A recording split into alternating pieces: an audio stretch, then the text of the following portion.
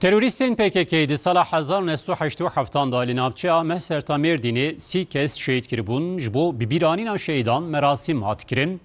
Waliyê Bajêr Tuncay Akkoyun û şandeya bûyî ra qerenfîl danîn ser gorên şehîdan ji bo şehîdan dahatin kirin û Qur'ana pîroz hat xwendin. Di 20 Hezîrana 1987 derê xistina terorî PKK li gundê Garzîkê araboya Mehsertê 3 kes şehîd kirin. Di nav şehîdan de 16 hebzarok û 8 heb jî jin hebûn. Li gundê Garzîkê Erebo ji bo 37 salvegera bivîranîna şehîdan merasîmek hat organize kirin. Teqrîben 36 sal çêbû. Em jî hem ji bo şehîdê xwe em hatin lê derê wan anmış bikin. Aile wan bi tenê nehêlin. Em aciya wan paylaşbîr bikin ji bo yekê em hatin lê derê.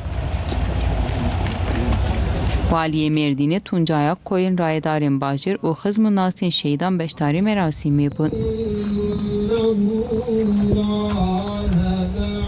Şehitlerimizin mezarlarını Em çûn ser gorên şehîdên xwe, xizmên şehîdan, mixtar û welatiyên me jî beşdar bûn. Me bi hev re ji bo şehîdan dua kir, Qur'ana pîroz xwend. Ez careke din êrişa terorî şermezar dikim. Em ê li hemberê van êrişan her tim bi hev re hereket bikin.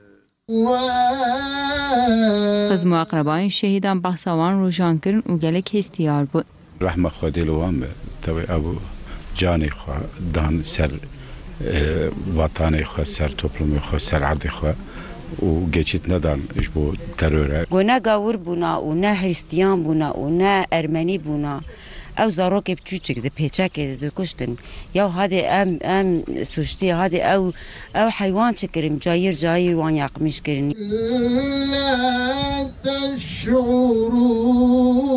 Ji bo şehîdan Qur'ana pîroz hat xwendin şandeyê qerenfîl danîn ser gora şehîdan. Li Diyarbekir